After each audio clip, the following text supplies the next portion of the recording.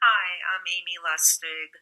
I'm an assistant professor of speech language pathology at Salus University in Elkins Park, Pennsylvania, with a greeting for Better Hearing and Speech Month during this incredibly challenging 2020 season.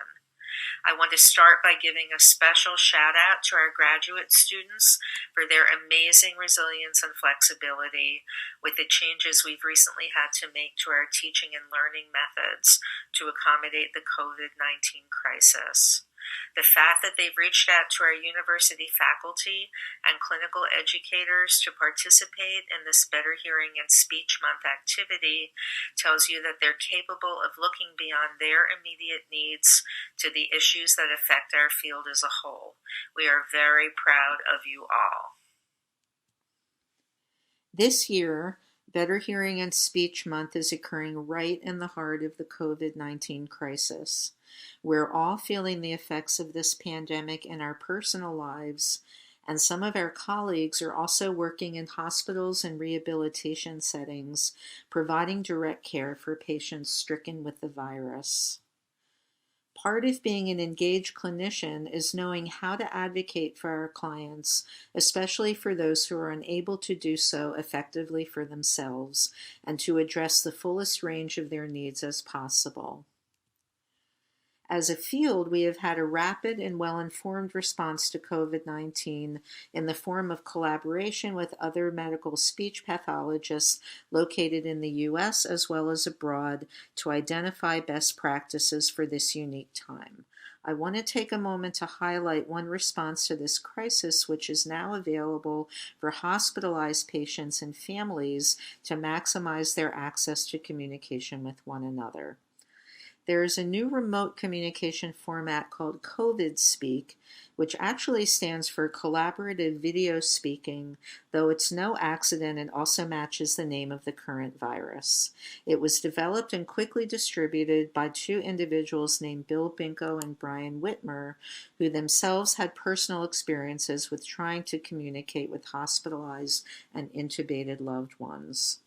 The CoVidSpeak website and product is sponsored by Cough Drop, a company that provides web and app-based solutions for those with complex communication needs. Treatment for COVID-19 has resulted in large numbers of people requiring mechanical ventilation as part of their treatment. When people are attached to a ventilator, they're typically unable to use speech or voice for communication purposes unless special accommodations are made. Such accommodations can often be challenging to put into place and are likely nearly impossible in the current ICU environment. Additionally, being acutely ill and hospitalized puts people at increased risk for adverse events such as delirium and disorientation, which can be made even worse when no contact with familiar loved ones is possible. Unfortunately, right now there is an even higher risk of this occurring than is usually the case, as hospitals and other inpatient care facilities have currently banned visitors due to COVID-19 infection risk. CoVidSpeak is a free, web-based conferencing strategy that allows patients on ventilators or those with other communication barriers to engage directly with family and friends in real time and to make emotional connections that would otherwise be impossible. Currently, CoVidSpeak is accessed via web browser and will soon be available as iOS and Android apps. Here you see an example of what the shared screen looks like. Let's take a walk through the demo. You go to the home page and scroll down below this point and click on Try the Demo. You allow access to your camera and microphone and select Join the Room. And room is the name of the virtual space that you'll be communicating within. Again, you allow access to the camera and the mic, and then you're in. What you see in the large aspect is the person you're speaking with, and you see yourself in a small inset.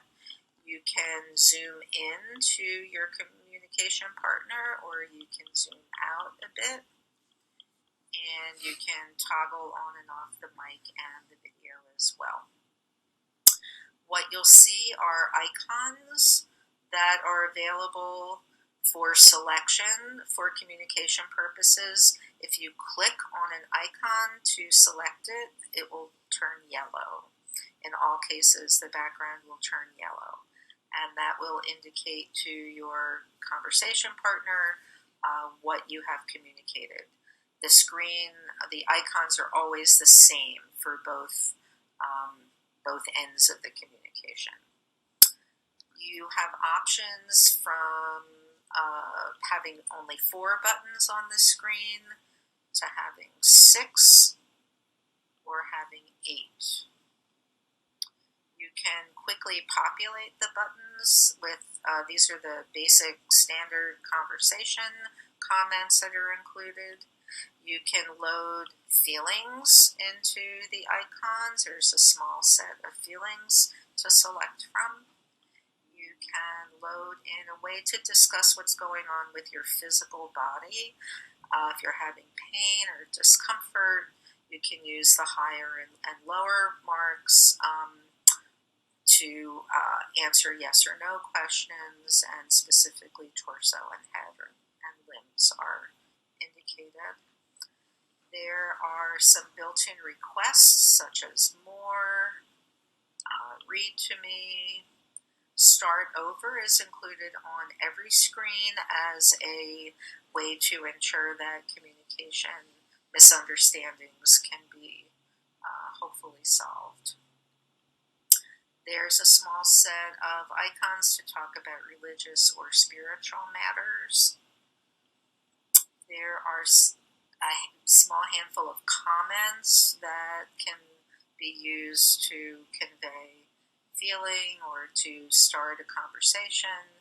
You may, hear from your loved one something hurts, and then you could go into body and say, is it your head?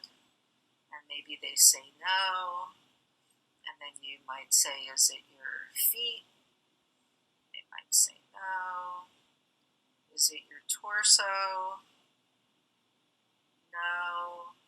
Is it higher than your torso? Yes. So maybe it's their neck. An option that you have for clarification is a keyboard that's built in. Letters are grouped together such that when you click on a group of letters, you will then get each individual letter to work with. If you wanted to type neck, you would click on the group with N. You click on the group with E. Click on the group with C. And you click on the group with K. And the word that you type shows up here on the top of the screen.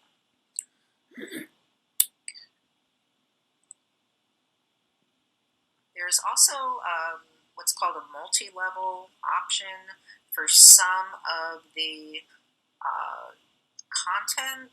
It's built into summary buttons such that if you were on this screen and you wanted to talk about something going on with your body, if you click on the shaded upper right-hand spot, you will quickly come up with body.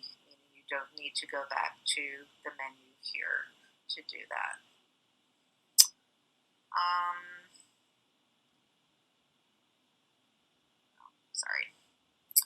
There are some built-in emojis that you can use for quick reactions. There's, for example, a laugh emoji, an eye roll, which always comes in handy. You can send someone a flower. There's I had absolutely no idea, which is probably pretty popular these days, and a few others. I'll show you a couple other things. There's a way to invite someone quickly to the discussion. If you send them a code, they can scan that code, and the device that they scan it on will bring them into the discussion.